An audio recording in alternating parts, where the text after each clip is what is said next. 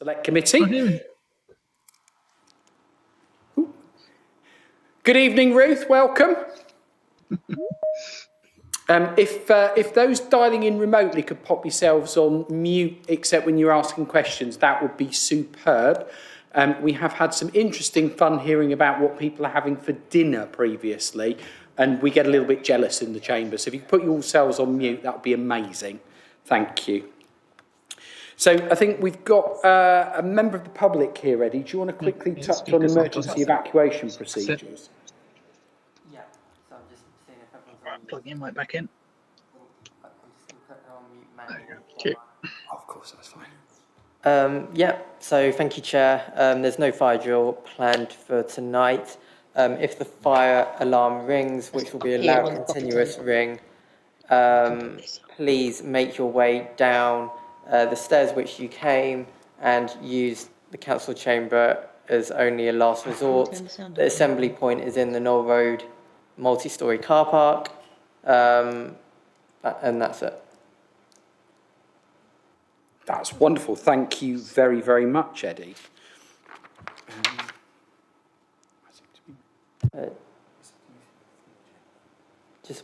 Yeah.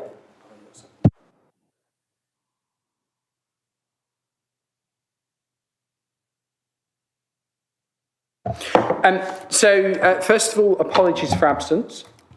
Thank you, Chair. I haven't received any, but just to note that Councillor McGrath and Councillor Hoad are joining online tonight.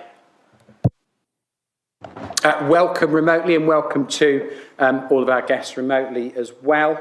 I've got Chair's announcements and a welcome to guests. So I need to make a point of clarification, don't I, Chief Exec? So I've been asked to make a point of clarification regarding comment around Skanska, which I'd made at the External Partnership Select Committee on the 31st of July. To be clear, Skanska act as land agents on behalf of the MOD/DIO, selling the land at Deep Cut to developers. The development parcels are then sold to developers such as Taylor Wimpey, Bloor and Carla Holmes. I should have therefore encouraged Skanska, along with all those developers responsible for the parcels development Deep Cut, to expedite these much needed new homes in our borough. So I'm therefore encouraging not just Skanska, but all of those developers to expedite the building of those homes needed in our borough. Thank you. So I'd also like to take this opportunity to welcome Councillor Dave Huff.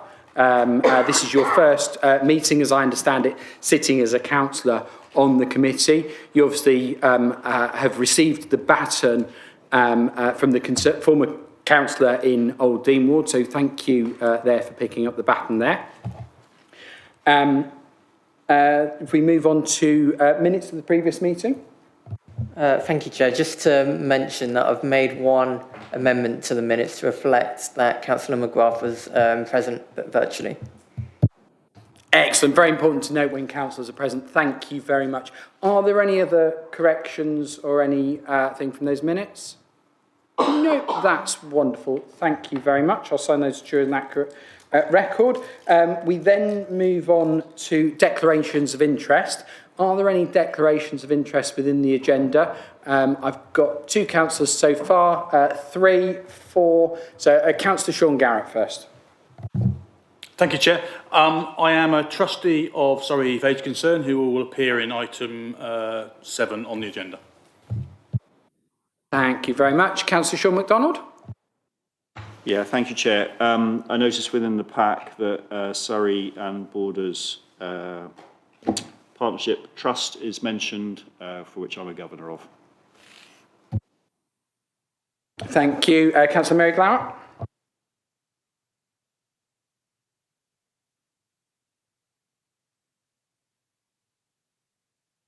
I think actually Rob's got his own and I've got my own. Yeah. Oh, So it's confusing, doesn't it? We get our own. This is kind. Right, I am a trustee of Surrey Heath Age Concern. Excellent. Are there any other declarations of interest? Councillor Murray Rowlands. Yes, I'm executive member of Camberley District Job Club. Thank you. Any others? Welcome, Councillor Ashby. Do you have any declarations of interest? I don't. Excellent. Thank you very much. If any others come to light as we go through the meeting, do feel free to interrupt and let me know. So we move on to item 5, which is public question time. I understand this evening we've got some questions. Is that correct, Eddie? Yeah, that's correct. And public speakers online. Okay. In terms of the first question is by Ruth Hutchinson, who is a resident, I believe former councillor as well, if I remember rightly. Yeah. Welcome to the meeting, Ruth. How do we want to roll through? Do you want to read the question out, Ruth, or would you like Eddie to read it out for you? You're on mute at the moment, just to set expectations. Could Eddie read it out for us, please? Oh, that's very kind. He's just going to grab a verbatim copy because I nicked his. Eddie, you're very kind. Thank you. Okay, thanks, Chair. This is as the agenda supplement. So the first question from Ruth Hutchinson was a question on joining up of primary and community health services across North West Surrey and Surrey Heartlands. The answer to the question is included in the supplements pack. It's quite lengthy, and thanks, Jack, for that. But I'm not going to read it out if that's okay. But if we invite the public speaker to ask a supplementary question if wanted. The first thing just to come back, Ruth, have you had a chance to see a copy of the answer and to read through it? Yes, I have. Thank you. Excellent. And thank you again for joining. Do you have a supplementary or follow-up questions to the Yeah, I answer? have. Thank you. A second. Just get That's it ready. okay. Take your time. Take your time.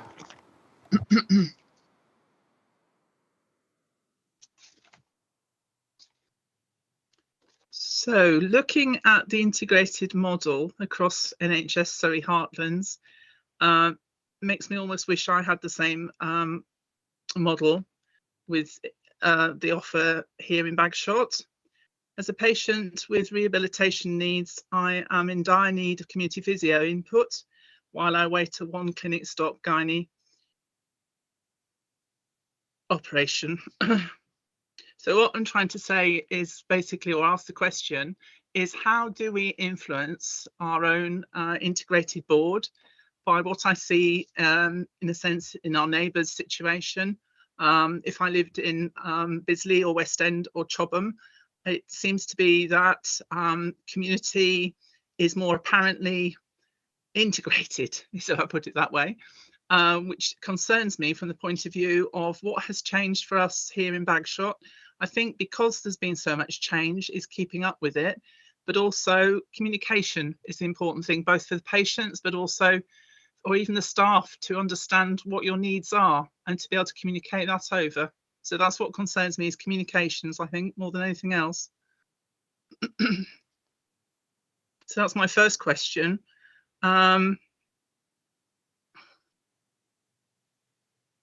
Thank I think you. basically, from the second point of view, is I think people were very suspicious of e-consultations because they felt that perhaps it was something to do with the fact we had the pandemic. But as we move into what I believe is going to be called rapid response, I was waiting for 2 weeks to have a referral for community physio. And the point is community. I am housebound because I can't walk at the moment. So whereas I spoke to a physio yesterday at the single point of access who apologises, they were trying to send me as an outpatient, I need somebody to come to the house and help me at home. And GP didn't seem to understand this, perhaps because he hasn't met me before. But my concern is there's nothing on my records about my community input. It was a community physio that sent me to Farnham 4 years ago so that I learned how to walk again. I'm back in that state once again. And that's what worries me. And so it's back to communication again. Thank you, Ruth. I should just qualify that some of these pieces of information sharing are quite sensitive. This meeting is recorded and available for public access. Are you comfortable with that? Yes, it doesn't worry me, Rob, at all, basically, because I think That- my that- circumstances, I hope other people aren't in the same position. Okay, I just wanted to double check that. What I'd like to do is, Jack, would you feel comfortable addressing those questions for Ruth? Yeah, of Thank course. you. Very, very kind of you to invite me, and really good to meet the committee. So, for colleagues I'm meeting for the first time, and Ruth, lovely to meet you as well. I'm Jack Wagstaff. I'm the Chief Officer for the northwest part of Surrey. So I've got to cover the boroughs of Runnymede, Elmbridge, Woking, and Spelthorne, and I'm also Executive Director for the Integrated Care Board for Surrey Heartland. So when I don't cover your services directly, Ruth, it's I think there's some really important parallels that I think are sort of universal learnings for us all. And I wouldn't want to present us as the panacea, because I think we've got a lot of challenges to resolve as well. But I do think that we have had some really successful collaborations between the health service and our borough council partners. So, for example, all of our physiotherapy services are delivered out of council leisure centres in local communities rather than clinical hospital settings. And that's allowed us to recruit and attract more people and expand those services quite considerably. And that does make them more accessible to people. It does get volume of people onto High Street. It does connect people in with communities, and I think those sorts of collaborations are really important and can make a difference to people in similar circumstances. So I do think things like that are quite critical, and there's an onus on us all to sort of work together to make those things happen. I mean, we took a lot of learning from Surrey Heath when, from our health colleagues, when we were setting up some of our integrated models. I think it's something that this borough has been quite advanced in over time. So actually, I think there's a lot of learning both ways, really. And then I think your point around communication is absolutely critical. My experience is most people, when they get to see their clinician, are actually quite satisfied with the care they receive. But they are bounced around from pillar to post, and the customer service experience that goes around with that is generally pretty poor. And that's what I think these sort of integrated models, and being able to have that single point of access for people, and that single interaction that can coordinate a number of things on persons and families' behalf is the way to go. So I think your point is absolutely right. I don't think anywhere has cracked that to the standard that I would be happy with yet, and ours is a work in progress as well. But I think your points are absolutely fair and absolutely right from my perspective.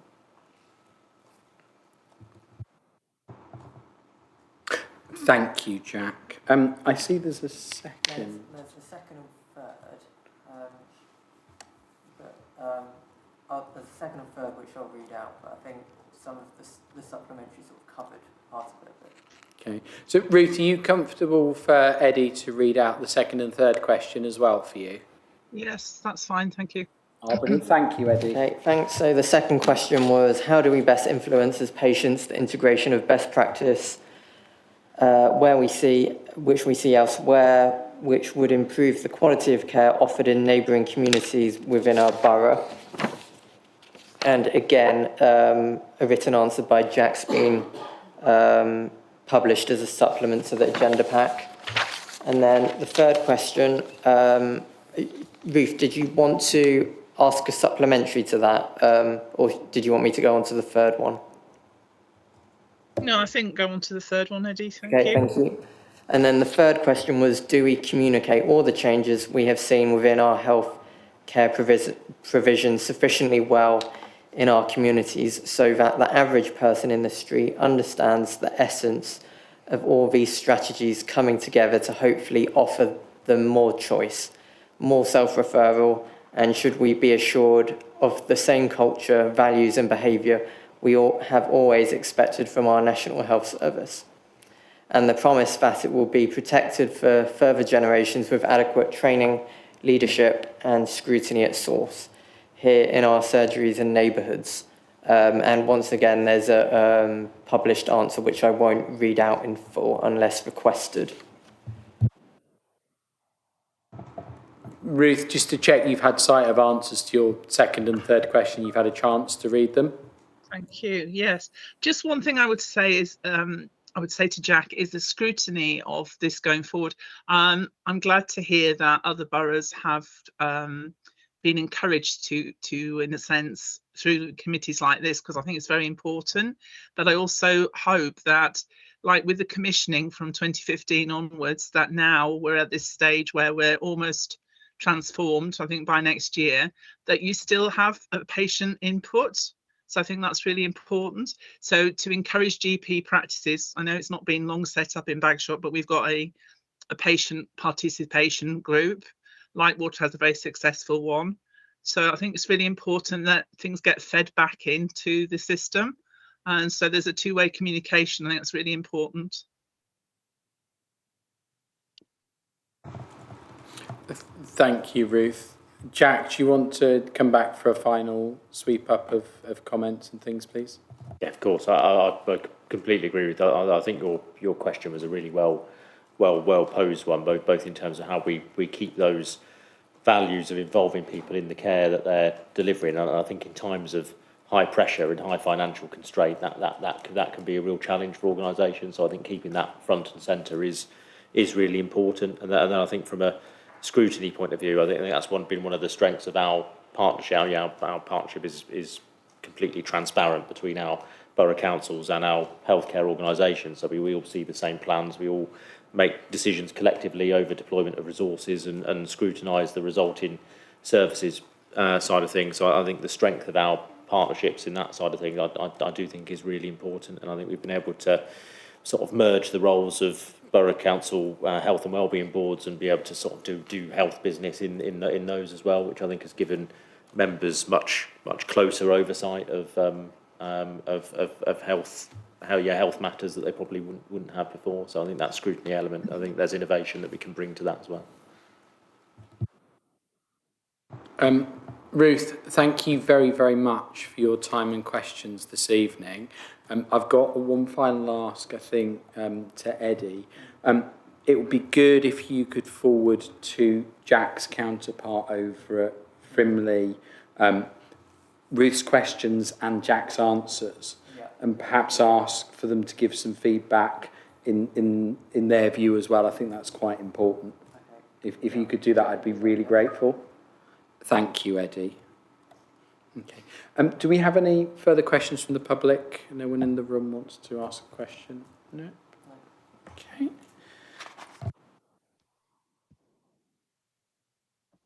So, Jack, we aptly move on to the Surrey Heartlands Integrated Care System item on the agenda.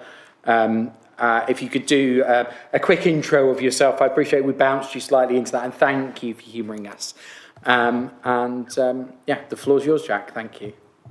My pleasure, and again, thank you for having me. It's I think my colleague Darren Williams, I think he works across both Runnymede and Surrey Heath, has kindly invited me to talk a bit about what some of the work we're doing in some of the neighbouring boroughs and how some of that collaboration can sort of come together going forward. So really pleased to be having that discussion. I do have a dual role, one in terms of running the partnership infrastructure for the 11 partner organisations in those 4 neighbouring boroughs, and then also as an executive for the healthcare commissioner for the Surrey Heartlands, the rest of the county of Surrey. So I've sort of positioned the presentation a bit specifically to around the work we do in the neighbouring boroughs, which I think is probably more practical and on the ground in terms of service delivery side of things, but equally if people now have more of a strategic conversation around healthcare commissioning and things in the neighbouring county, then more than happy to do that as well. So I've got a few slides, but I'm hoping to not do death by PowerPoint and run through those quite quickly and then give plenty of time for conversation. But if I am going on too much, feel free to yawn away, and then I will take that as a social cue and speed up accordingly. I'm going to get stuff on the screen, hopefully.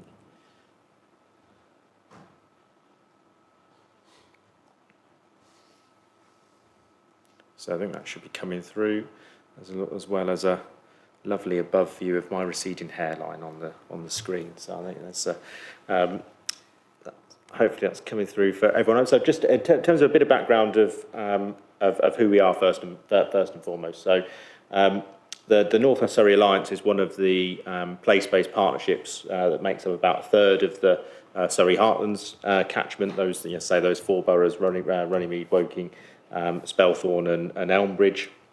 And formally, we bring together 12 organisations that broadly deliver a really significant chunk of the health and wellbeing services across those boroughs. So our 4 borough councils, alongside our healthcare organisations in mental health, our hospital, Ashford and St Peters, CSH Surrey provide our community services, all of our GP practices, our local hospice, and the integrated care board itself. So all of those organisations have signed a commercial contract to work together. We form a single board that brings together all of the chief executives, and we essentially run our business and our planning of our services sort of once through that joint infrastructure. So all of my partners have the full sight of the money we spend in healthcare, the way we design services, the performance of all of our services, and we bring all of that together in that one decision-making footprint, and it is an equal.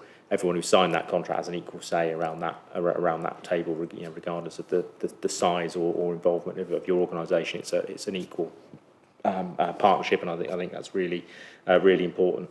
As a core mission, if you like, it is really about how do we use our collective resources as a group of organisations that spends well over £500 million a year and has an asset portfolio in the billions and employs thousands of people. How do we as a group of organisations use all of that infrastructure to really deliver the best outcomes for the population? And we try and sort of work around our organisational barriers and stuff to do that. In terms of what we've done, and I think this is some of the things that I'm most excited about working in this way, and I think it does really challenge us to do more and more. So we've broken up the healthcare decision making in a different way. So we have we've sort of very close joint working relationships with our health and wellbeing boards in each of our boroughs.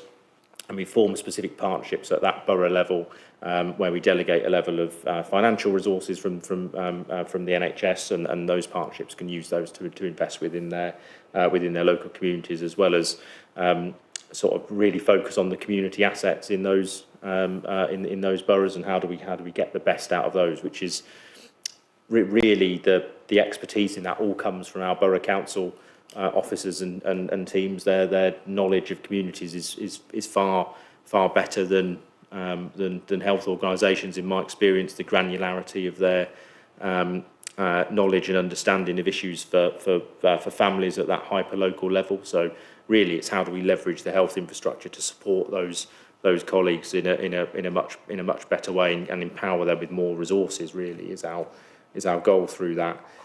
We've been able to sort of leverage the scale of the partnership to support our partner organisations through really difficult times. So we've obviously got the really significant cuts our colleagues in Woking have had to make. We've repurposed quite a lot of health resource to sort of preserve discretionary services and host those key officers and teams in a different in a different borough, and we've jointly sort of contributed to the funding of that. Our investment from a NHS point of view in borough services is about 14 times greater now than it was 4 years ago when the Alliance contract was signed. So we really are shifting resource downstream and trying to preserve those key discretionary services and those things that can make a difference from a wellbeing point of view to those local communities. But I think we're all going through another review of those services this year. So again, we're looking at how do we evolve the model as a group of partners going forwards. We also do a huge amount of collaboration around the physical estate and our asset strategy. So we've sort of break up the North West Surrey footprint, look at the key towns, and be able to say, right, what's all the healthcare provision we've got in those areas? What's the situation in high streets, in shopping centres, and actually are there parcels of land that the that our council colleagues either want to dispose of or want to use in a different way, and how do we come together around some really significant developments for that. So we've got 3 or 4 sort of flagship developments across the piece where we use borough land or borough assets. We have a commercial partner and our health partners, and we bring investment into those to build new health centres that are, you know, proper modern facilities and a place that you could walk into as a patient and think, yeah, I'm going to get, you know, modern, decent healthcare here, rather than some of the sort of old residential buildings and you know, alien infrastructure from the 70s and 80s that a lot of healthcare facilities are in these days. So the commercial property development side of things is a really quite exciting area, that when we bring organisations together and leverage their ability to invest and bring expertise together, we can create different solutions for those key towns, and it has allowed us to move services into the high street and into the centres of communities, either in leisure facilities that our council partners run, you know, or in retail facilities and other things. So actually we're bringing footfall onto high streets and creating some of those complementary opportunities. So the property strategy, and let's say we've got things going on in Walton, Addleston, Staines, Egham. We're looking at the Woking Shopping Centre unit tomorrow for a really significant development. So there's a lot we can do in that space. We work together to influence some of the things around financial headroom in things like the Better Care Fund, and trying to get investment into our key services in there. We've secured quite a lot in terms of growing our social prescribing services, and we want to expand those into being some of that frontline care coordination and sort of navigation of the system that we sort of talked about in Ruth's questions. How do we develop that sort of service to play a greater role, and as a group of organisations, I think we put about £1 million into that infrastructure, and we really want to get the most out of that. But it requires that creativity across partners to do it, and we've really tried to sort of work quite hyper locally with our partners, and again, this is where our borough officers sort of offer us a lot of the direction in picking out some of the key wards and recruiting the right talent to make that happen. And often we put sometimes quite small sums of money into those types of initiatives. I think we put something like £7,000 into a community project in Shearwater, and then the presentation came back and they'd got 30 projects running with 1,500 residents, and the return on that very small level of resource deployment is quite huge. But it's through investing in the right talent, which is often in our borough, in our community centre type areas, that actually we can really drive a different sort of standard of doing things, and we've been quite innovative, I think, in terms of trying to solve some of the bigger problems that the NHS faces. So when we came out of the pandemic, we had an extra something like 200 extra beds on top of our 400-bedded acute hospital, open at a huge expense in all sorts of settings, community hospitals, rehab wards, hotels, hospices, and so on and so on. But we were able to sort of evaluate all of that and look at which setting delivered the best outcome for patients and the best sort of return in terms of the amount of care we could purchase effectively. So we signed quite a large care sector partnership with a company called CHD Living, who have facilities across both our boroughs and Surrey Heath, and that allowed us to sort of close about 123 hospital beds as a result, and provide a great deal more care outside of the hospital setting, and then release a lot of investment to expand community services. So there's quite a good picture around that, and we also work with our boroughs who have housing stock. So we purchase specific housing solutions for people who are coming out of hospital but perhaps still undergoing cancer treatment, or they've got complex housing or eviction or family situations going on, and we work with our partners to sort of source housing solutions for those in advance, for boroughs who hold their own stock. And again, we've really seen the sort of results of that coming through. And I'm not going to go into this slide in a huge amount of detail, but there's just a few. That the big graph in the middle, because it's not very clear, is essentially the number of patients in hospital who are sort of stuck in hospital for a long time that don't need to be there, and you can see that trends down across the last sort of 3 or 4 years. And all the only point I'm really making there is that these investments and these developments that we put in the prevention space, in the wellbeing space, in the housing and in the care sector, and in our discretionary services, that they do pay off at the very, very big, expensive end of hospital care. So that making that difference, that graph over the last 3 years is about a recurrent financial benefit of about 11.6 million. So it's quite significant returns that can then be reinvested into services. So it does make a difference. And in terms of some of the questions we've had, we've been able to expand our community services by about a quarter over the last 3 years. Now tripled the size of our urgent community response services, and it is these preventative changes that are driven through partnership that enable that change in the economics that then makes these things sort of possible. So that's pretty much the only point I wanted to make on that complex slide, and I know there's a few other things on there. And in terms of where we're going in the future, I'll be quite brief on this, but we're looking at how are we there. How do we go forward in terms of our setting up our services together, and really taking quite a town-based focus on that. So we've been able to we've sort of mapped out with our borough colleagues who really led that process, to be honest, because they have a better knowledge of where a train line goes through the middle and makes stuff incredibly impractical.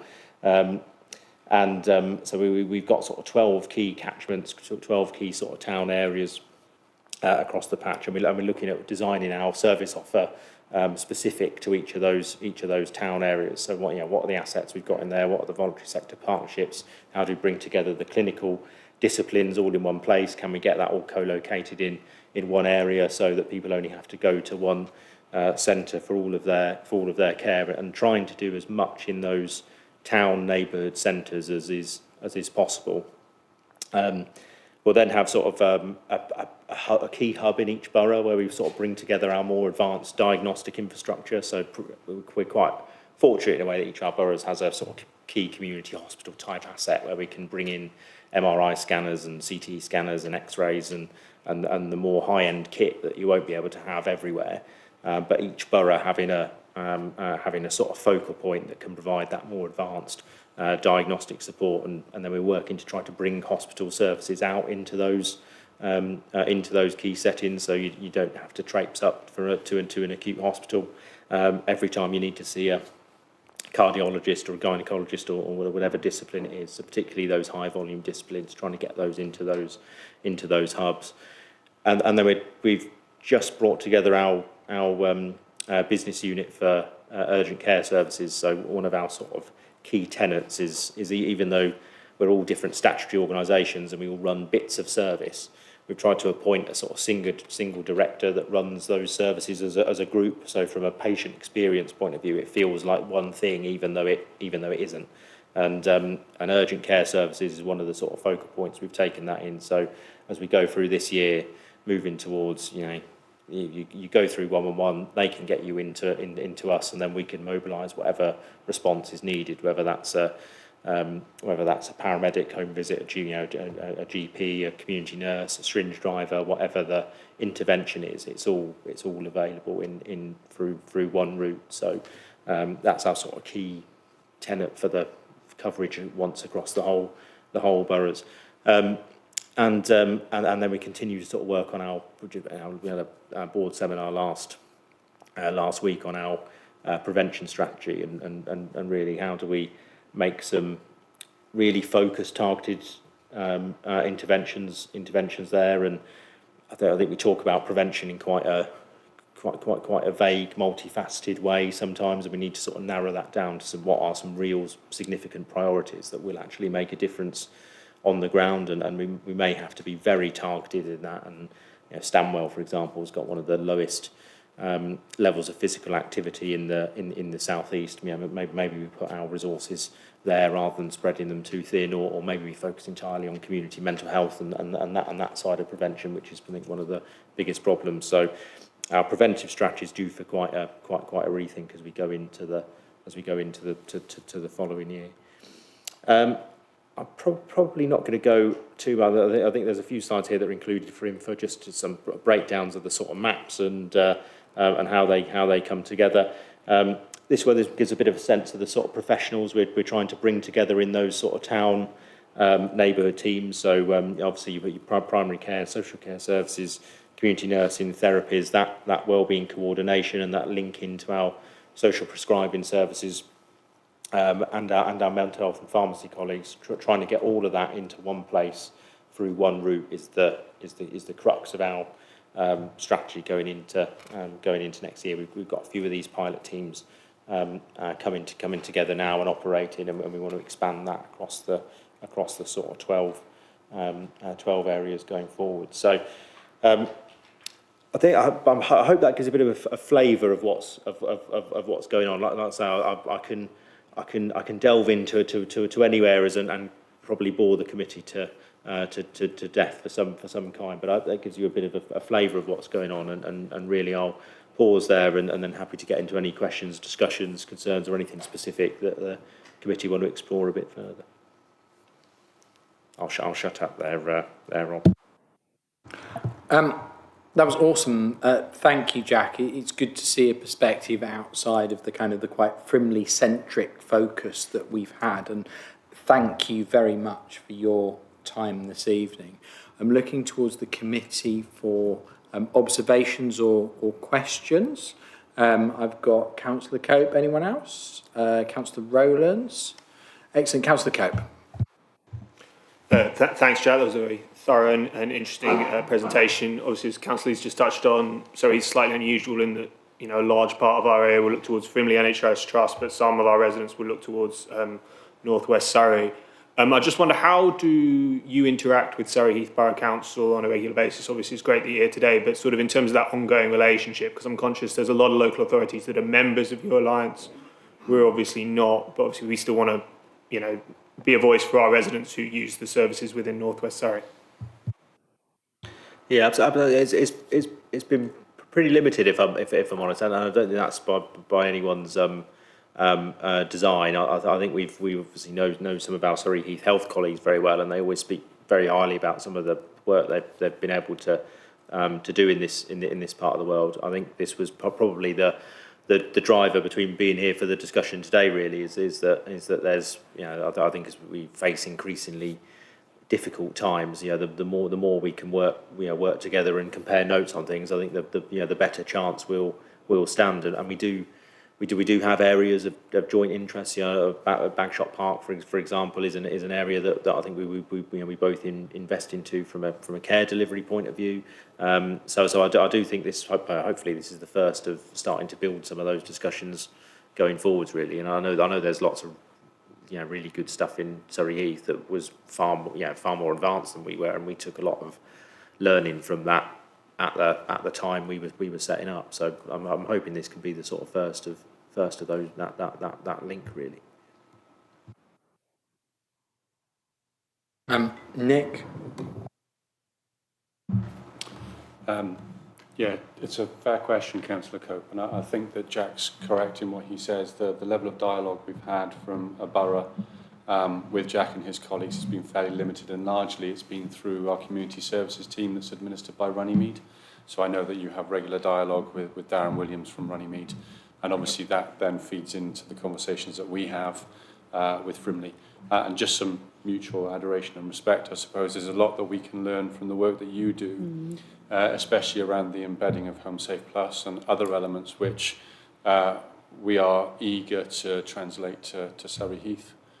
So we know that there's work to do, and we would be very, very keen to continue that dialogue and enhance it.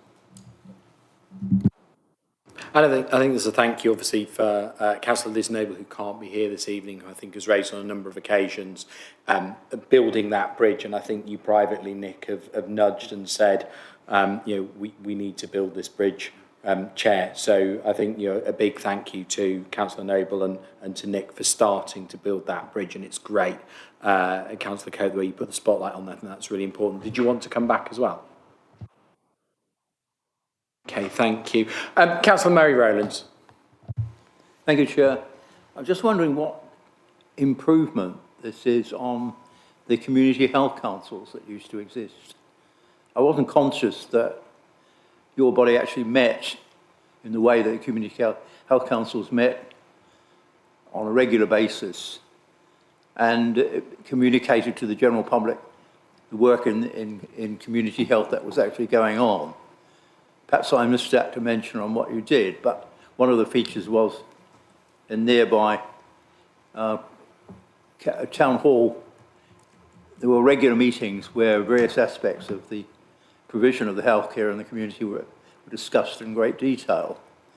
And in the wisdom of somebody, these community health councils disappeared. And I'm not conscious that anything has effectively replaced them. That's quite a history lesson there, Murray. I think there was a question in there. Do you want to take that, Jack? Yeah, no, but I think the my receding hairline might be belaying a longevity in the NHS that I don't have. So I think I'm not a veteran of so many organisational reshuffles as of yet. I'm fairly new, but I do get the concept that that you talk about, Councillor, and I think that's been that I can't give enough credit to my council colleagues because they invest a lot of time and energy that they don't have to taking an interest in health business, if I'm honest. So although we don't have a sort of a formal separate entity like a community health council, I would have been in a room like this working with my council committees and officers on a regular basis, often till a much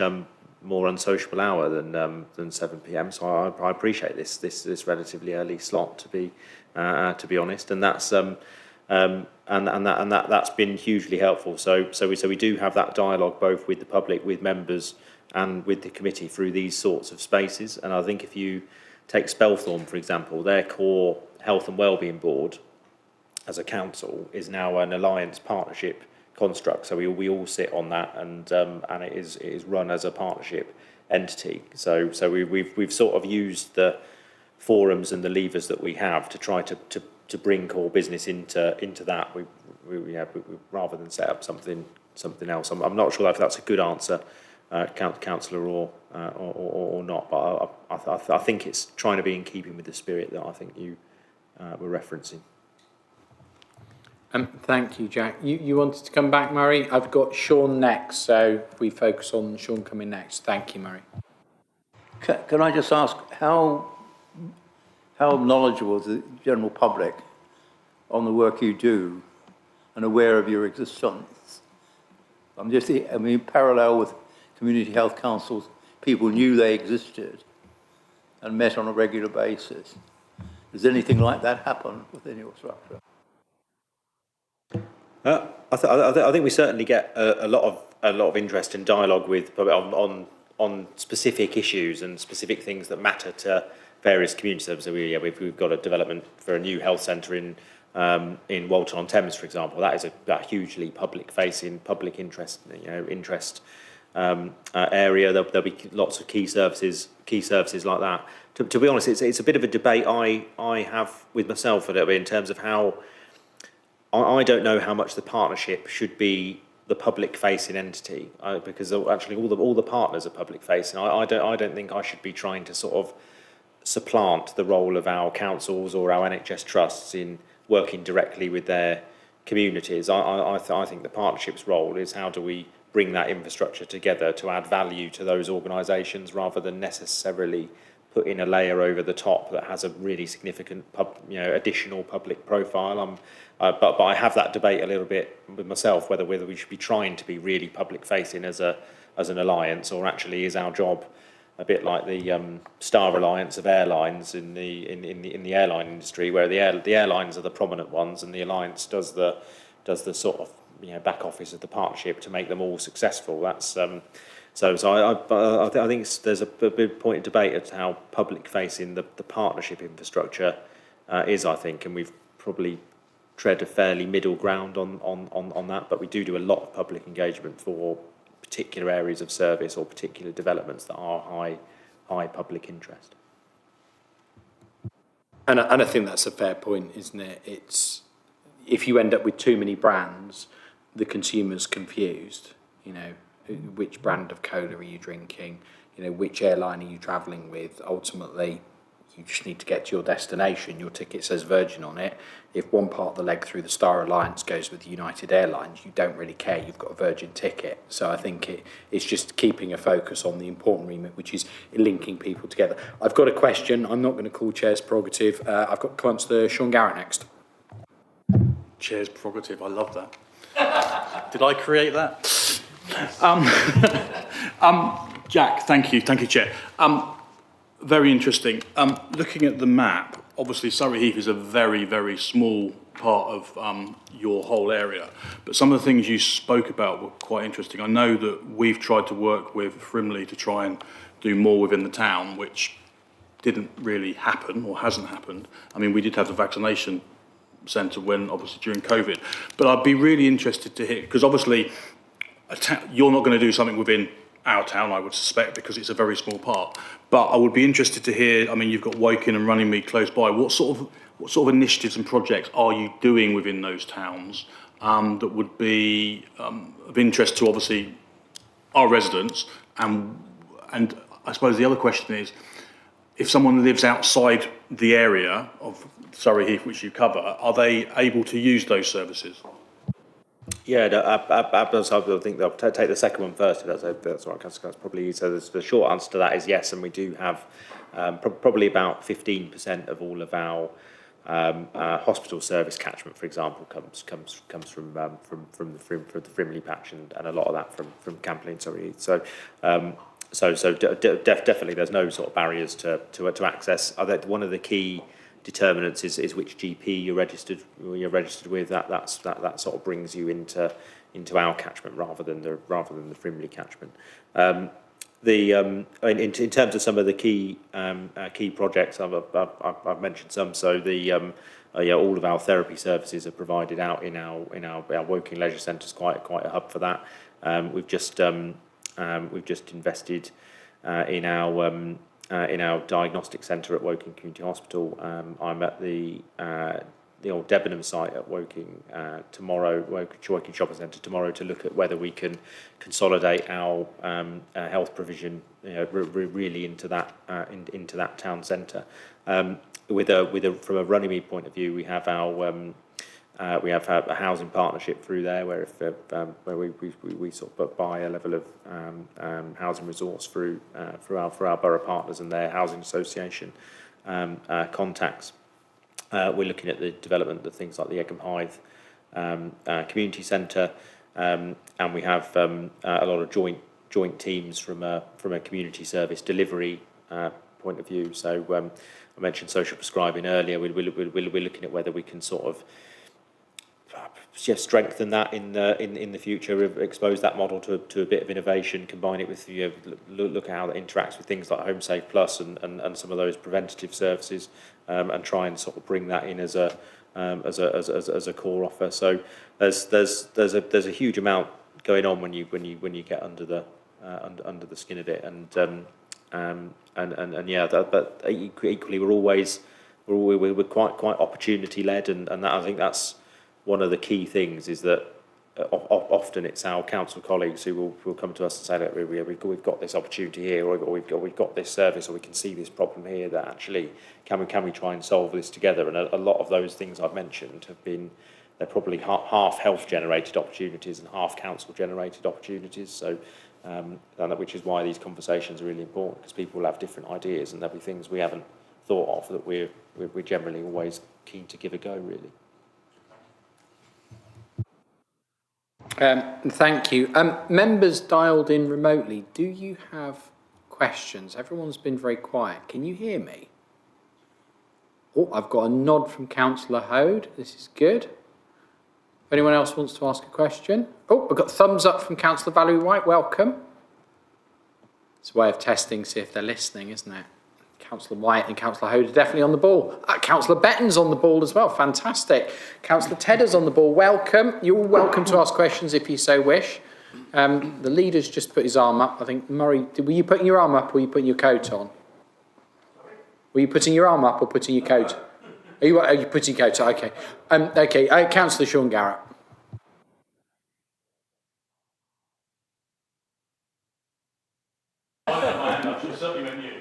In hockey terms, that was a mispass because he looked. I was looking for an easy question. You. To Councillor Sean MacDonald. Too many Seans. Yeah, thank you. Again, Jack, thanks ever so much for the presentation. Very interesting. I used to think I could get a grip on some things, and I started having more dealings with the NHS and related healthcare and well-being topics, and I find the complexity starts blowing my head away. To be honest. I guess two questions, if you don't mind. If we were doing an elevator pitch out to our residents that are in your area, which I think is Bisley, West End and Chobham from memory, yeah? If we were doing an elevator pitch, what would we say to them in terms of the impact you have on their lives? That'd be one question. And then the second question is, based on the fact that we don't align with the boundaries of the boroughs, with those three areas I've just mentioned, is there a danger those areas get a second tier service? And if they don't, how can we demonstrate that to those residents? Jack, two good questions. Yeah, so to be honest, I think your point around the complexity would probably be my key point of the elevator pitch. I think these partnerships exist to cut through that complexity. So you as a patient, you don't bounce around for 6 months trying to see someone and get care, or you don't get 4 people turn up at once to support a dying relative and things like that do happen if a complex system isn't coordinated properly. So cutting through that complexity, I think, is the core reason for existence, if you like, because it is an incredibly convoluted system, and that does need to be radically simplified and a real customer service focus brought into that, because it is. I think we all see both sides of that coin, because we will all interface with it as a patient or as family members who are patients. So we all see both sides of that coin, and I think we all recognise that how complex that feels to deal with. So cutting through that complexity, I think, is the elevator pitch. I think there is a level of variability, and there's a huge level of variability in the health. So I don't think you can if you take any collection of GP practices and look at any indicator, whether that's a clinical outcome, disease prevalence, or a business indicator, you'll tend to see a 300% variation between the top one and the bottom one. So yeah, the health service the NHS is a unifying brand, but it's not a unifying organisation. It's a collection of organisations. So even within North West Surrey, there will be variability. I think understanding that variability is critical, and being quite brave around some of our decisions in response to that variability. So we will have towns 15 minutes away where the life expectancy difference is 14 years. Every minute you've been in the car, there's people are living a year less by the time you've got there, and that means we may have to make some quite brave calls between investing quite disproportionately in some of the areas with the highest need, but from a equitable distribution of public services mantra, that's quite a challenging message, dialogue to have with communities. So being a lot more sophisticated in our understanding and our investment into that, I think, is one of the key bits. We are evolving our sort of data understanding of the results that are generated in different bits of the patch and bringing that variability to the fore. But I certainly can't guarantee you that a patient in Bagshot will get the same quality or experience as someone in Woking or someone in Staines. I could pretty much guarantee you the opposite, that there will be variabilities and there'll be some bits, all of those areas will do better. And I think it's the onus is on us to really get into the detail of how we correct those key issues where they need to be, and over what time period we do that, and where do we focus our energy first. So I'm not sure we necessarily have a great answer to that one. I think it's a real challenge that we need to work with. What I would say is our partnership with our council officers has added huge value to that. So when I go out with the Spelthorne team, for example, that they can go down a certain street and say, actually, that family's got really complex issues. That their granularity of knowledge is a real asset. And I know during COVID we did a hugely complex statistical exercise to identify high risk people. And then I think our council partners turned around and said, yeah, that's the assisted bins list. It pretty much matches up. Like for like, it was intelligence they already had. So I think that quality of information and the granularity the partnership brings can help with that. But it's a real challenge, and one we haven't solved. Councillor Sean MacDonald. Thank you, Chair. Yeah, thanks, Jack. I'm still a little bit concerned on behalf of the residents of Bisley, West End and Chobham, that kind of who's advocating for them in the system, basically, because we are, or those particular areas are a bit of an oddball in relation to the overall partnership. Who's making sure that when decisions are made about those kind of integrated approaches and kind of one-stop shop type discussions that I think you were alluding to earlier. Sorry, one-stop shop's my terminology, but you get the idea. Who's advocating on their behalf versus, I don't know, some of these places like Pyford or Byfleet, or because the council voice is not there. From my own experience, I know, and I don't know about the other members, but I know from my own experience knocking on doors in some of those areas, it does feel like the system is creaking a little bit more than maybe some other areas that are kind of quote unquote core to Surrey Heath as part of the Frimley system. Yeah, no, I would recognise that, and I think it is an element of the geography that probably does fall a little bit in the cracks between two authorities, and therefore that advocacy, I think, could be a lot stronger. But my main links are with the GP practices and our lead GPs.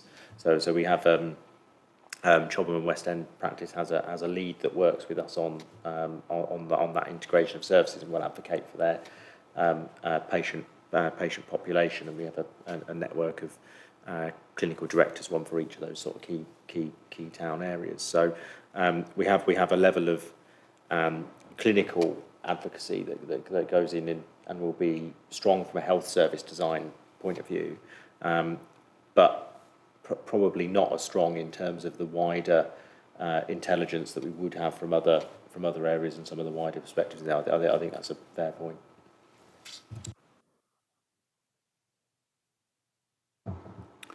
I've got double vision of Sean hands up now. Sean MacDonald and then Sean Garrett. Thank you, Sean. Appreciate just to follow that. So I can't speak for anybody else, but I'm sure if there was a mechanism by which we could connect in, either at the officer level or the, from the political side in the right place, then I'm sure one of the members, I think a few of them are up here from the relevant areas, and these two unfortunately can't join us today. I'm sure they would be interested in playing their part. I guess the other thing I just wanted to mention, and maybe I should declare a personal interest, but I have declared this a few times before. It was great to see so many great organisations in that list. I think all of us would probably be aware of somebody that's been to one of the hospices that's mentioned. Just curious why somewhere like White Lodge, that does fantastic work in terms of rehabilitation, wouldn't be part of the partnership. And yes, my sister was there and was rehabilitated there. Yeah, no, absolutely, and I think that's a bit of a, again, a part of the complexity of the system, because I think our main contract with White Lodge is for children's therapies and those aspects, and that children's therapies are commissioned and purchased on a Surrey basis, so they're less in our local sort of sphere of influence from a borough point of view. So we are over the last sort of couple of years, we've started to do more both with our children's services colleagues in a range of organisations and with our mental health colleagues in a range of organisations as well. So it's a little bit of the complexity of the footprint in which some of those things are purchased, in that we're not directly responsible for them from a purchasing point of view. But that doesn't, the public from a provision point of view don't care about that. So I think your point of principle is absolutely right, and we are trying to focus a lot more on children's services and the support we provide to schools and other aspects now. So I do think that is something we will get better at over the coming years. But that's probably the main reason why they're not part of that partnership and haven't been closely involved in discussions today. Sean Garrett. Thank you. It's only a short question. You spoke very highly of officers from other boroughs. I'd be interested, when you're talking about these officers, what sort of departments are these officers working in?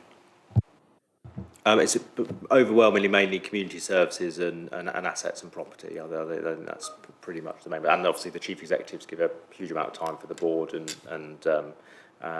having that direct sort of working relationship with me. So those are the key areas really.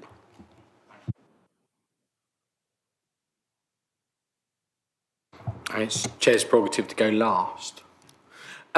So looking at the more operational side, there's obviously awareness of high levels of bed occupancy leading into the winter challenges.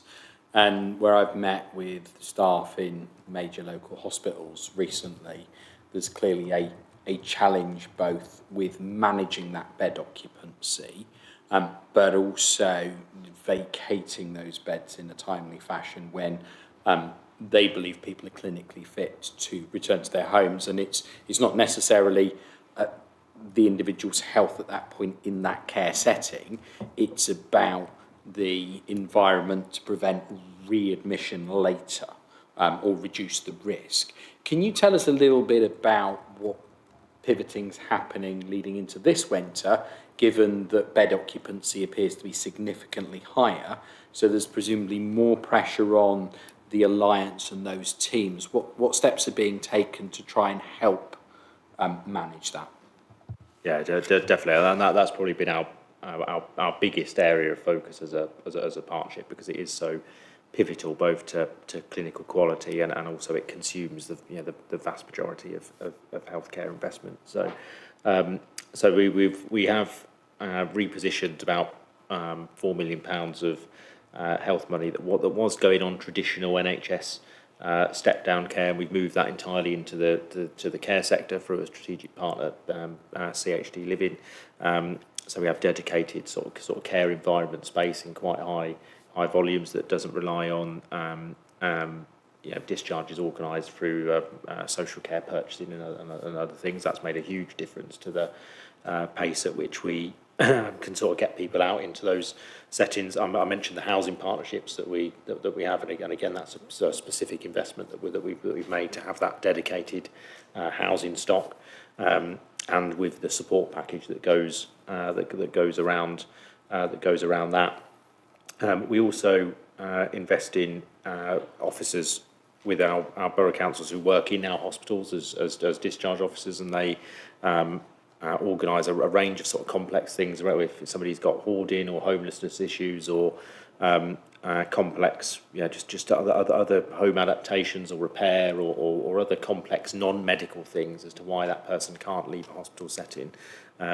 So we've invested in a small team that works in the hospital to facilitate all of that. And again, that's made a huge difference. And they actually run quite big training seminars with all of our frontline sort of nurses and ward clerks and other people to sort of get awareness of those services into the right place, because they're not the place that a clinician's thinking will naturally go to, but ours have started to do that. And as I say, the slide, sorry, we have seen the results. So the Ashford St Peters is our main trust, and last year I think that had the least number of patients stranded in hospital in the country. It was sort of top of that league table, and that is a credit to the work all the other organisations do to make that happen, really. So we have seen that by making those investments in non-clinical intervention, you can turn the dial on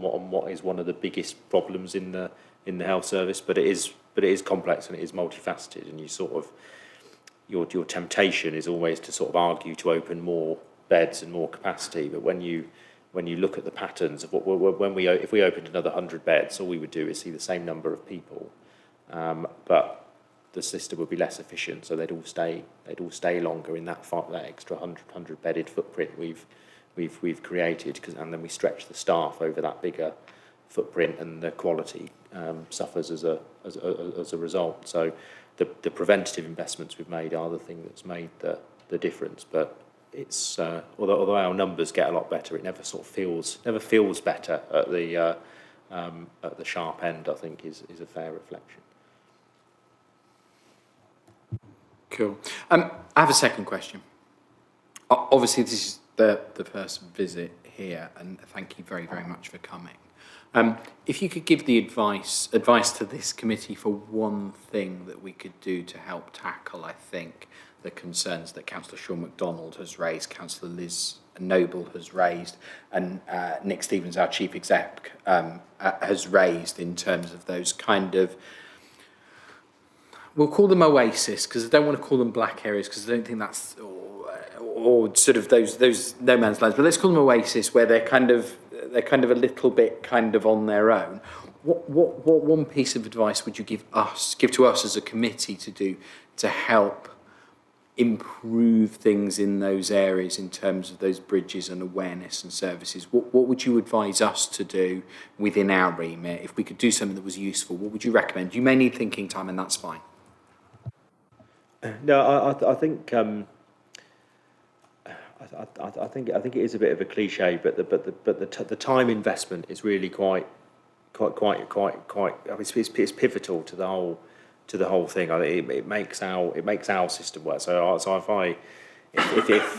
I have a group of councillors or officers who are concerned about a particular issue in a particular area, I'll get a text from the chief executive. I'll be able to have that direct conversation, and that's because they've invested a lot of time in that relationship that they don't have to, because they're under a lot of political pressure, and they've got a whole other business to run and with statutory obligations that, to be honest, are nothing to do with the core running of the health service. So, but they've invested that time and have sort of really committed to that, and I think that gives, I think that creates a bit of I certainly feel a real obligation there as a result to therefore making sure the partnership is solving those problems that are important to people if they've got concerns in a particular area, because they're investing so much time in the partnerships from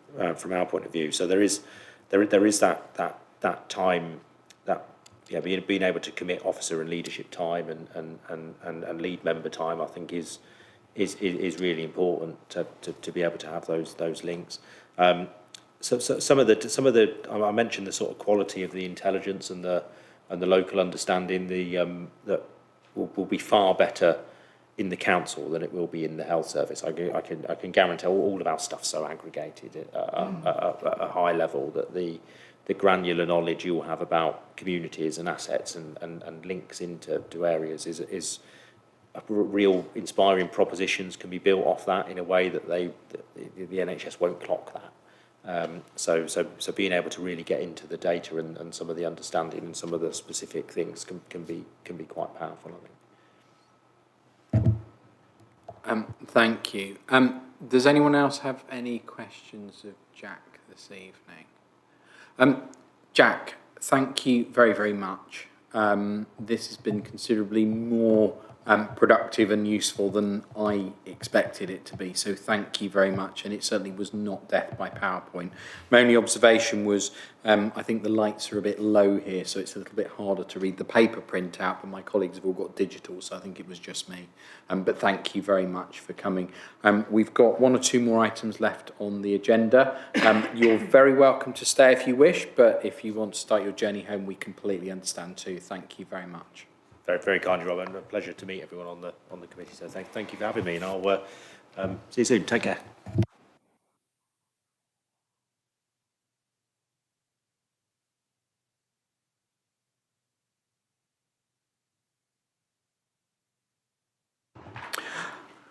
So we move to the penultimate item on the agenda, the revenue grant scheme. Sally, who would you like to lead on this item? It's me. Fantastic, in which case the floor's yours. Thank you very much, Chair.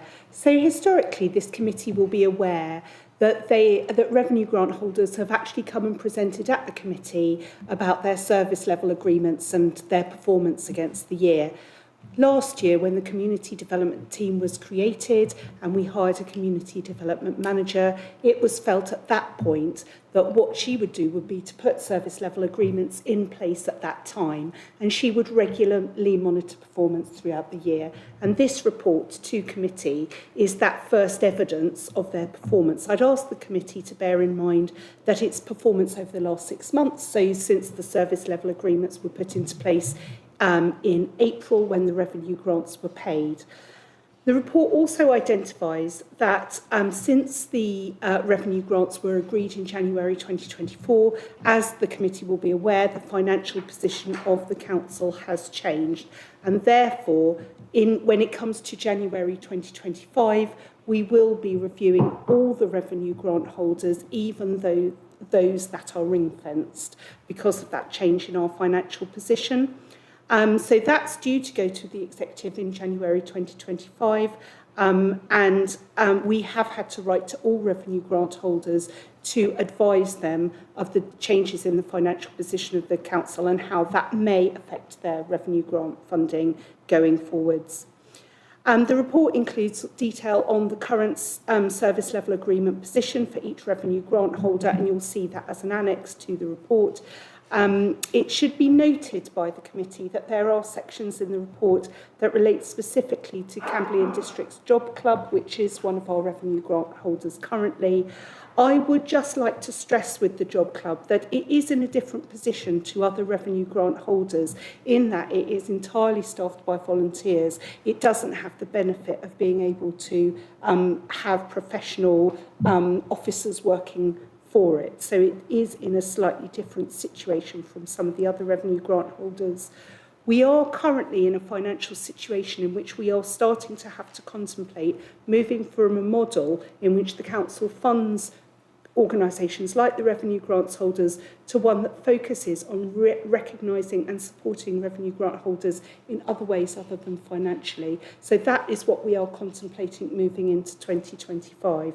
And as I say, the revenue grant holders are all aware of this. The role of this committee is to scrutinise the performance of the revenue grant holders, and I hope that this report has enabled the committee to do that. I would welcome feedback and questions on the report. Thank you.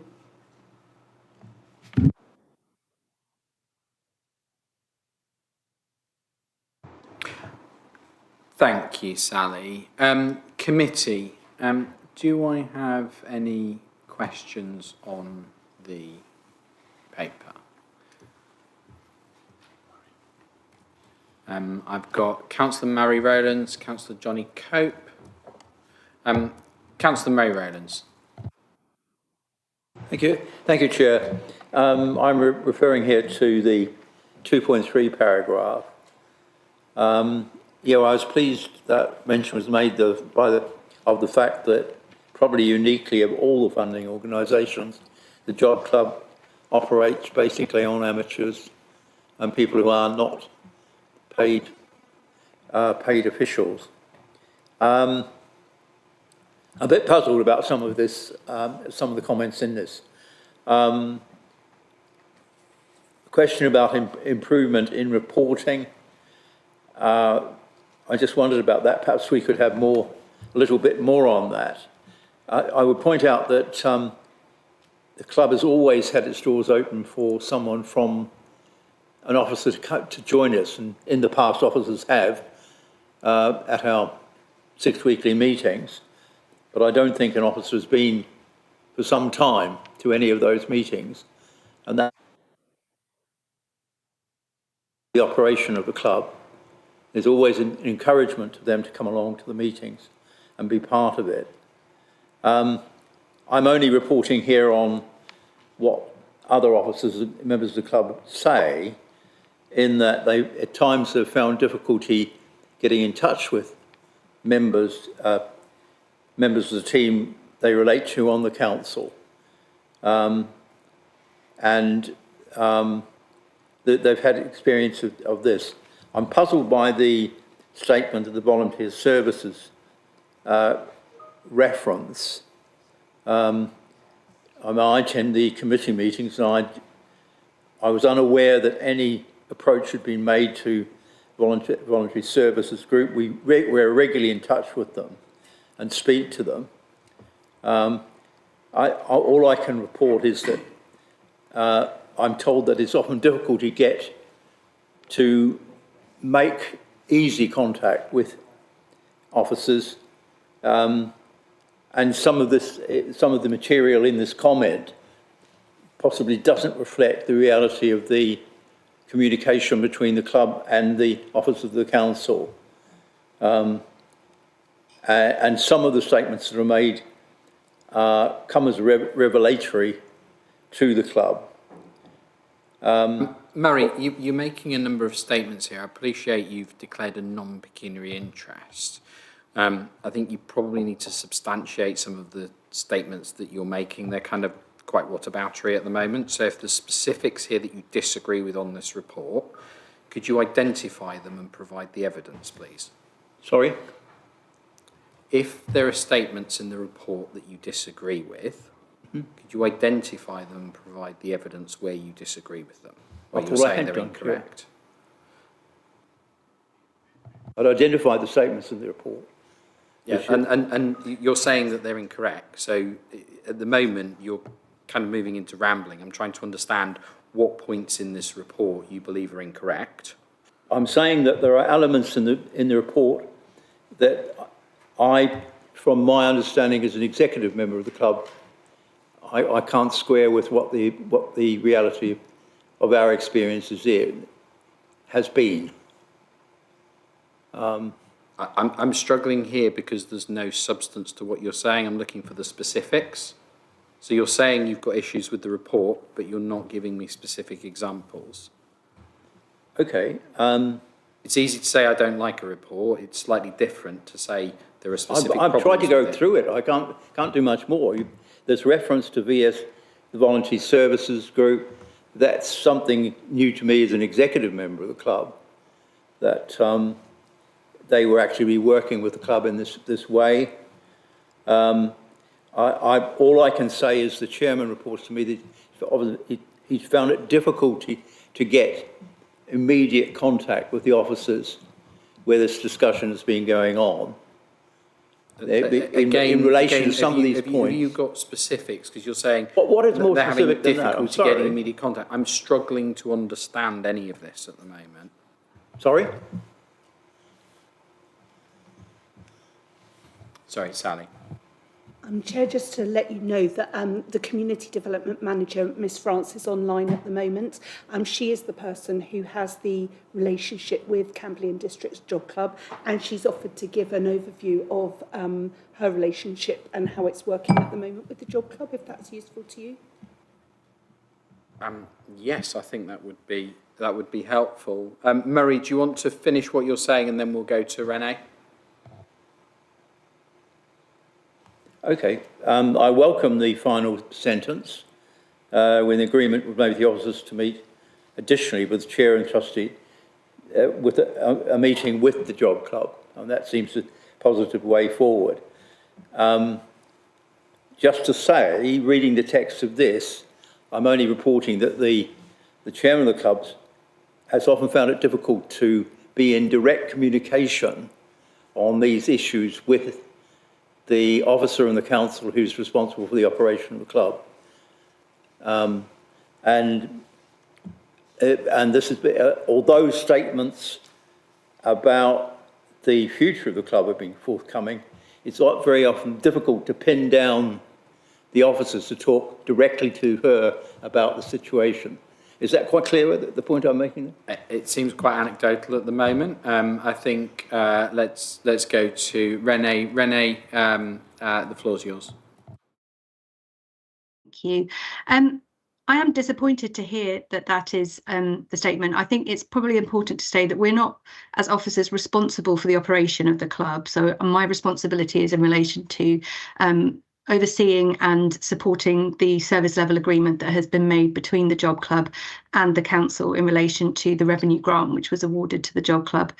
I think that actually I would say that we have had a good working relationship with the Chair of Trustees throughout the period of the SLA. We have met regularly to review the SLA, and there's been email contact in between.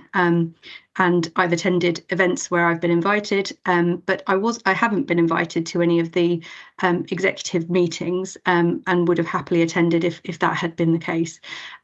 So I think I would disagree that it's been difficult to be in touch. I think we've been regularly in touch within the sort of the requirements of the SLA, and certainly whenever Pete has reached out to me for discussions about issues, we have been able to kind of correspond either via email or through the SLA meetings that we've had in place. Thank you. I've got to say, as chair, I felt quite uncomfortable with this discussion, Murray, I'll be honest with you. The other organisations haven't got representatives here, so I'm not entirely sure I feel comfortable with your use of that position, I'll be honest with you as chair, just to set an expectation there. Do we have any other questions in relation to this report? Councillor Sean Garrett. I do apologise. Councillor Johnny Cope first, my apologies. Thank you, Chair. Just obviously, Sally, at the start you said obviously the role of this committee is to scrutinise the performance of these bodies. I find that slightly difficult to do when we've just got a list of service levels and then just achieved. I wonder, particularly as these bodies are going to be effectively scrambling for any money that is available, whether we might get more regular updates from them. I know we get an update from Volunteer Surrey, North, VSN, SN, whatever. We get an update from them. And I just wonder whether we might, I don't want to create work, but if maybe we just get a one-page summary every few months about what these bodies are actually doing, because obviously I'm familiar with some of their work more than others. And I think it's quite hard for me personally to scrutinise on the basis of this report how effective they are. Sally? Thank you. Yeah, I mean, we do get very regular reports from our revenue grant holders, and we can certainly sort of summarise that into a one-page document and send that on by email. Would that be acceptable to the committee? That sounds perfect to me. Thank you, Sally. Councillor Sean Garrett. Thank you, Chair, and I apologise if I swerve into something I shouldn't do, so shut me down. I'm sure you will anyway. Chair's prerogative, you've got the floor, you can do what you want tonight. Don't say that. So it's really good because I think you highlighted that this is 6 months worth, and in most cases, most of these organisations have achieved their SLAs, which is good. I suppose my concern is we're scrutinising this with a view to it going to executive in January for the, did you say? The funding going to the executive in January, yeah? Go on. Sorry, so the role of this committee is to review past performance, not necessarily to make recommendations about future funding. Okay, so in which case, what I'm going to say next, I'm not going to go down that route, but obviously, these organisations are doing very well. And if they weren't there, someone would have to do that work, whether it's us or not.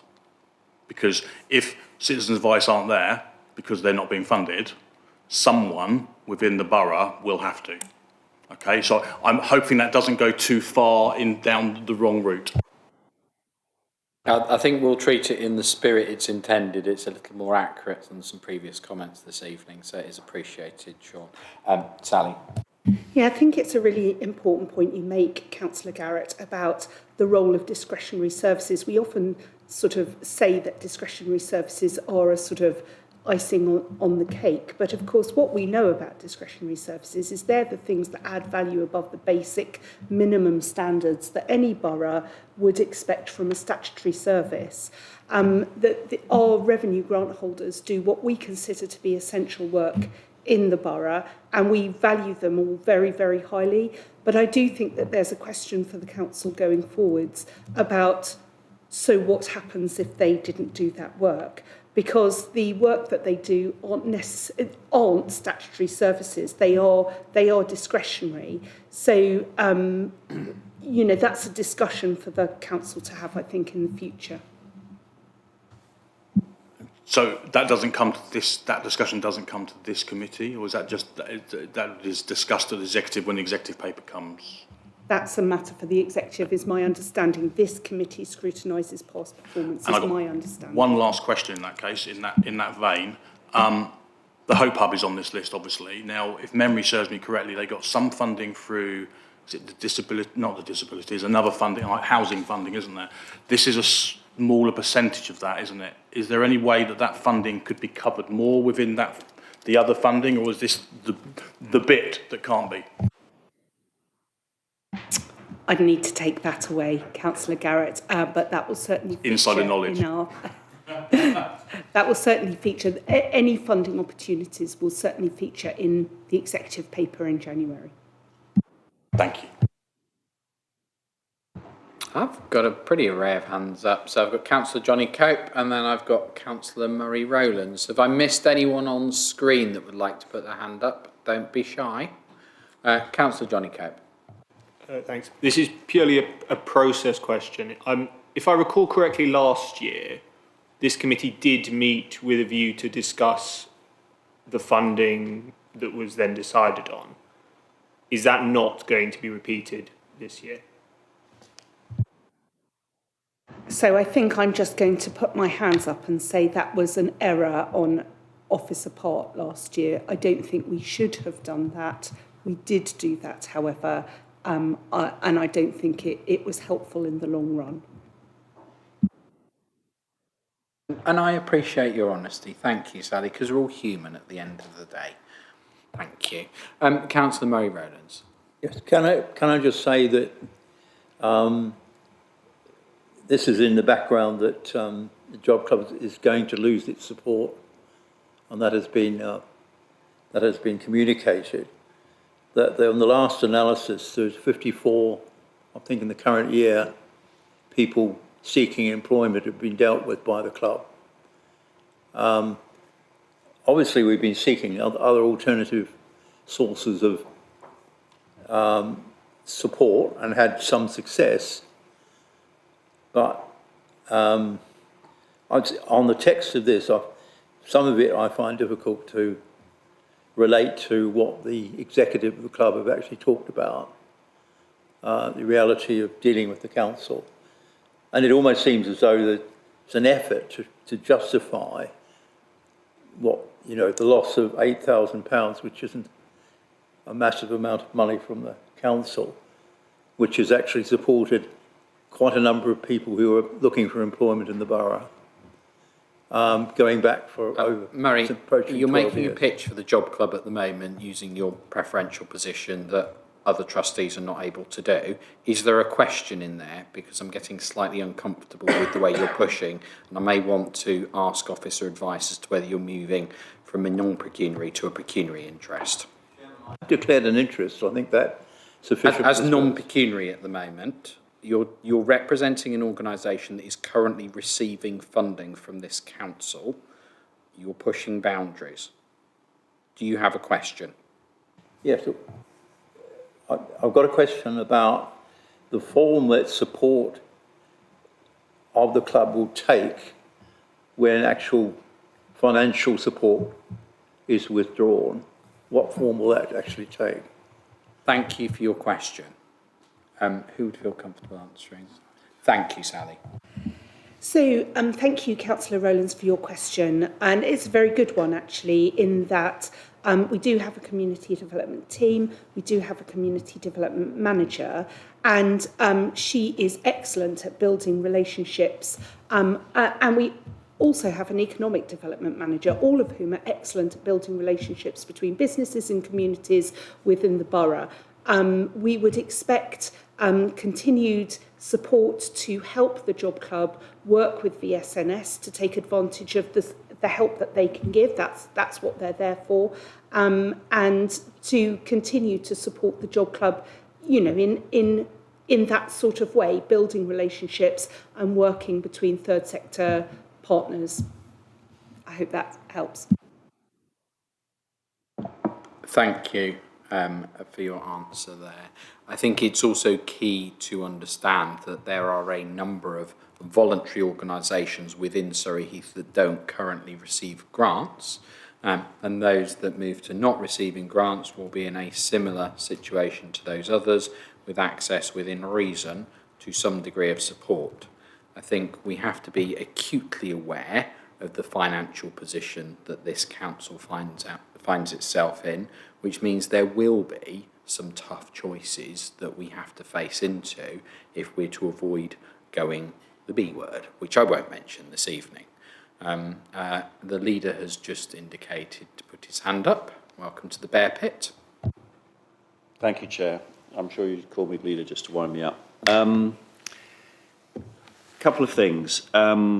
First of all, thank you to Ms France for putting this report together and for the work she does with the partnership groups, which I know she gets support from Ms Kipping on as well, and members of her team as well. So I think that I'm sure the committee appreciates that, as we all do as members.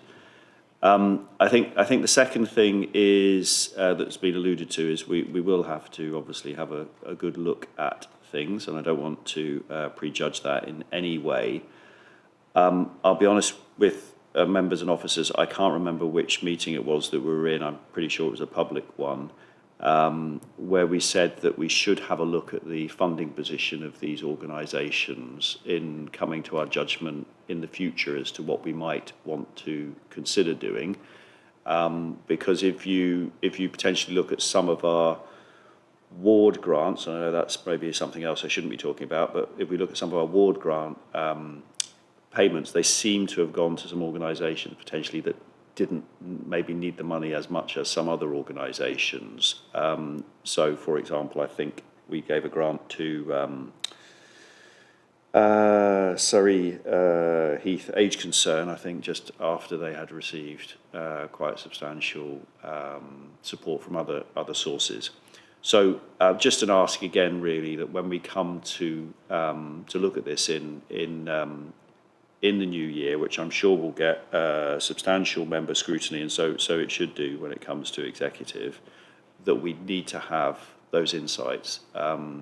It was notable to me, for example, that one of the organisations that my namesake mentioned earlier, which does fantastic work, and in fact I signposted a couple of people today to On the Doors in relation to pension credit and the fuel payments, doesn't actually give any kind of financial insights in its annual report back to the public, which I think is a little bit odd.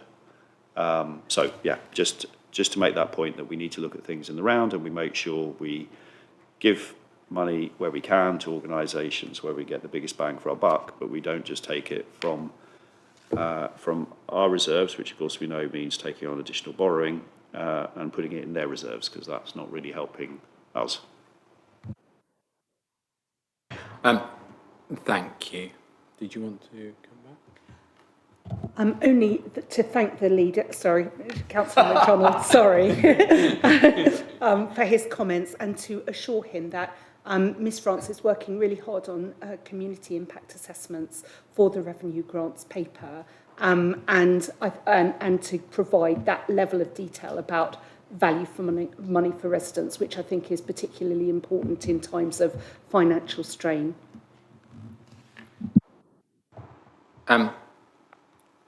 I was almost late coming to this meeting this evening. You're thinking, well, why is my timekeeping relevant to this meeting? I was at the Christmas light switch on in Frimley High Street this evening, having had some positive conversations with officers here at Surrey Heath, picking up the phone as a member of the public and asking for some support, having discussions with VSNS. We funded that whole event privately. We did that in under 3 months. I think you've touched on Surrey Heath Age Concern, who've raised substantial money outside of the grants. So I would observe that it is possible, and I think it's how you drive some of those things forward sometimes to get that additional funding. So, you know, we thought back in the summer we might get 1 or 2 councillor grants, and then the word came through quite publicly, there are no more councillor grants, so we thought, okay, we'll crack on and do it anyway. So we raised that through talking to people and engaging. So there are options there for other organisations, including the Camberley Jobs Club. Councillor Sean Garrett. Just picking up on your point, I'm involved with another charity that's not on this list, who in 10 years has raised £1 million. The last 12 months have been the most difficult of their existence, and they are not backwards in coming forwards in grant requests. The problem with that, and I'm just picking up on your point really, the problem with that is the pie is no bigger, but the people trying to eat from that pie are more. So you have to be quite good at filling out these forms, and actually the reason why some of these organisations are quite successful is they employ grant request specialists. So some of these smaller charities may not have that, which is something I believe Voluntary Support North Surrey actually offer as a governance thing. So certainly, and I know that's one of the things that the charity I'm talking about has experienced from voluntary support. But I just wanted to make the point that there are those grants are available, but being able to get hold of them is a lot more difficult. So it is more difficult. But yeah, you're right. Yeah, we raised all of ours from the private sector from direct donations. So touching on the reshaping of the services, and I'll probably get a kicking for this later, but I'm going to talk about it anyway. It's understanding a value judgment. So it's touched on in this paper about reducing all the risk to these organisations of their funding. And I think it's something, Councillor Garrett, I think you touched on earlier as well. If you reduce the funding of an organisation doing something, what's the knock-on impact of doing that? So looking at Citizens Advice Surrey Heath is quite an interesting example. Stop me, Chief Exec and Sally, if you think I'm straying into the wrong territory. If they're supporting someone who's at court ready to be made homeless, and they intervene to prevent that person becoming homeless, and they've got children, there's a cost saving to the council because there's not going to be a B&B charge for some degree of time. So it's understanding that value judgment there in terms of the decisions that we're making. So if we were to reduce a grant, what's the knock-on impact to us, but also to society as a whole, and also to our partners? And the question therein is, should our partners be providing more support there as well because of that knock-on impact? It's not something I think any of us want to face into, but we are in a situation where we can't control the interest rates. You know, the loans are on short-term borrowing. We know we've invested in the finance team to try and arrest at least some of that problem. And in reality, there's a finite amount we can do to arrest that problem. But it is having 1 foot, 2 steps ahead to ask the question, if we reshape certain things, what's the knock-on impact? Are we just inheriting a cost somewhere else? Now, I'm not sure how we explore that, and Nick, whether that's something you wanted to touch on briefly. I appreciate I'm straying a little bit, so thank you for allowing me to. No, thank you, Chair. And I think it's a very good example that you give, where there are organisations which are funded through these grant schemes, and they are effectively ensuring that people aren't becoming homeless because they're preventing that either through engagement with the landlord or through financial support or signposting of financial support. Then there's a direct benefit to the council and a direct cost saving to the council. Certainly there'll be other organisations where that benefit wouldn't be realised by the council, or the council wouldn't be impacted as a consequence. It might be other organisations such as the county or the health system that would be the benefactor there. And that's something that we certainly need to take into account, whether there is a direct attributable cost to the council for termination or reduction in the funding that we provide, or whether that impact affects someone else more detrimentally. Thank you. Are there any further questions or comments or observations around that? Okay, anyone online? No. Okay, thank you very much. So that report is therefore noted.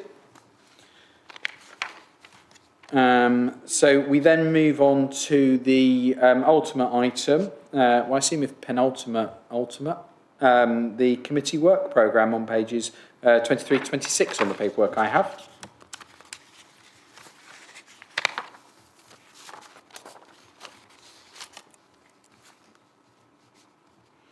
So we've got, do you want to talk to this, Eddie? You're normally better than I am, to be fair. I won't give any detail on the items because they're detailed in the work programme, but just want to point out the meeting's on the 11th, not the 12th, which I think is on there. Councillor Richard Wilson, who isn't here, pointed that one out. It's reassuring to know that Mr. Wilson is watching us and supporting us. Thank you. So does committee have any comments or observations, and do members present either in person or online have any comments or observations? Councillor Sean Garrett. Can we make sure Accent actually get and acknowledge an invite to the next meeting? Thank you. The answer's yes. Nick, would you like to? That was tongue in cheek. In view of the fact the last 2 meetings they've suggested they didn't get the invites. I think that's done with a smile, which is a good. I've personally invited the Police and Crime Commissioner Lisa Townsend to come to this meeting. I've reassured her it's a friendly place to come and signposted her to the Borough Commander Gemma Taylor if she wants to know the type of MO. I wasn't present for the particular meeting she was at, but I was reassured by my co-chair Mary Glower that it was a very positive and productive meeting. The minutes seem to indicate that as well. So I'm hoping, Lisa, you're very welcome to pop along. We look forward to seeing you. I think on that basis, if there are no further comments to the work programme, Councillor May Rowlands. We're looking for suggestions. Yes.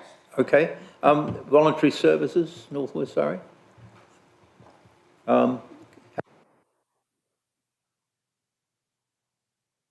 You've mentioned an organisation. Do you want to expand on what you'd like to happen?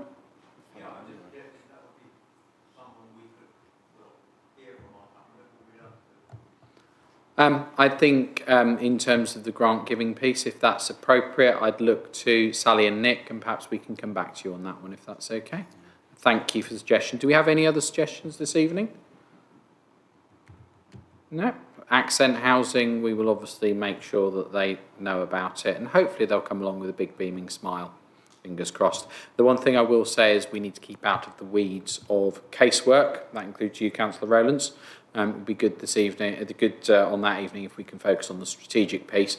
Perhaps we want to look at a private committee meeting beforehand to war game questions around that. That might be productive, Eddie.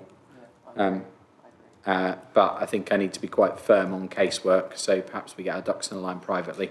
Seem to work on other things, so let's focus on that. Councillor Rowlands. In accent, but there are other housing associations, aren't there? Perhaps we should broaden it out a bit.